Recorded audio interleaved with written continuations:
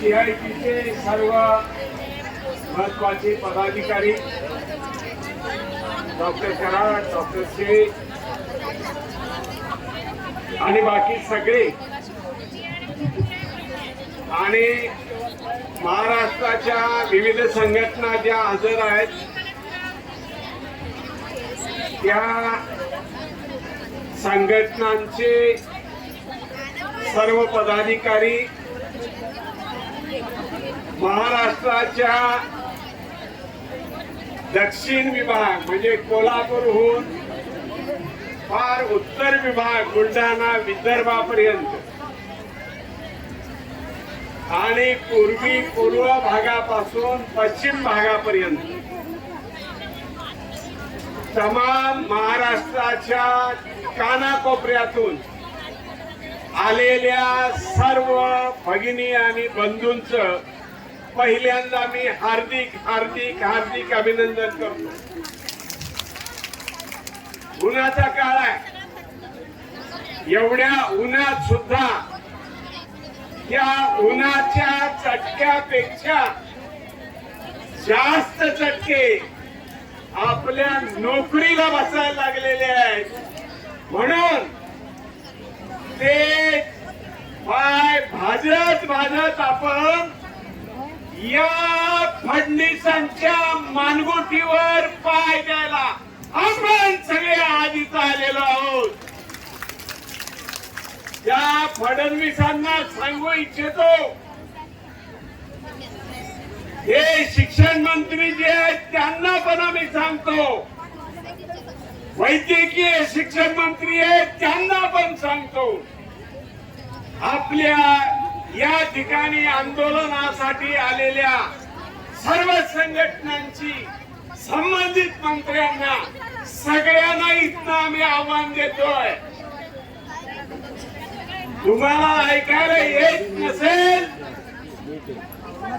जर तासाभरामध्ये आम्हाला चर्चेला बोलवलं नाही तर फडणवीस साहेब तुमच्या बंगल्यावर सर्व महिना आल्याशिवाय राहणार नाही.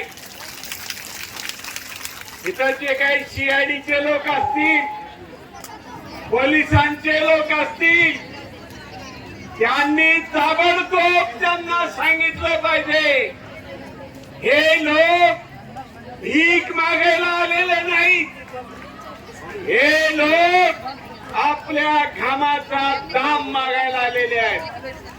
आणि त्यामुळं ताबडतोब एक शिष्टमंडळ गेलेलं आहे, परंतु अजून सुद्धा अंगणवाडी, शालेय परिषद आणि परिषद आणि इतर संघटना जे आहेत त्या संघटनांच्या शिष्टमंडळाला अजून सुद्धा बोलवलेलं नाही. त्यांना असं वाटत असेल की अशाला जेवढं बोलूया मग संध्याकाळी त्यांना घालूया, मग बाकीच्यांना हळूहळू आपण त्यांची संख्या कमी करूया. पण असं होणार नाही. सगळे CITचे कर्मचारी आहेत आणि सगळ्यांनी मिळून ठरवायचं आहे, जोपर्यंत सगळ्या संघटनांची चर्चा होत नाही तोपर्यंत इथून कुठल्याही संघटनेचे लोक इथून जाणार नाही.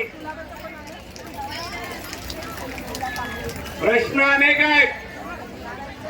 शालेय परिषदचे अध्यक्ष म्हणून आम्ही आता बोलतोय, आमच्यापेक्षा जरा गाडी पुढे गेली अंगणवाडीवाल्यांची, आशा कर्मचाऱ्यांची. त्यांचं अभिनंदन, कारण त्यांनी लढवून घेतलेलं आहे. त्यांच्या बरोबर शालेय परिषदच्या लोकांनी सुद्धा आता लढाईमध्ये भाग घेतलेला आहे आणि ही लढाई सुरू झालेली आहे. मगापासून सगळे प्रश्न सांगितलेले आहेत. केरळ असेल, हरियाणा असेल, अनेक राज्यांच्या मध्ये आपल्या महाराष्ट्रापेक्षा अधिक मानधन आणि पगार दिला जातो. हे गरीब आहे.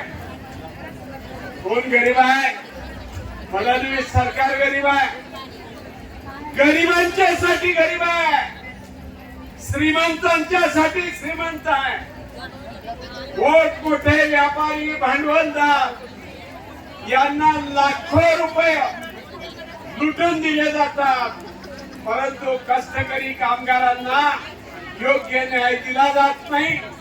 आणि त्यामुळं ताबडतोब या सरकारनं या आंदोलनाची दखल घ्यावी अशा प्रकारचा इशारा देतो आणि मी थांबतो.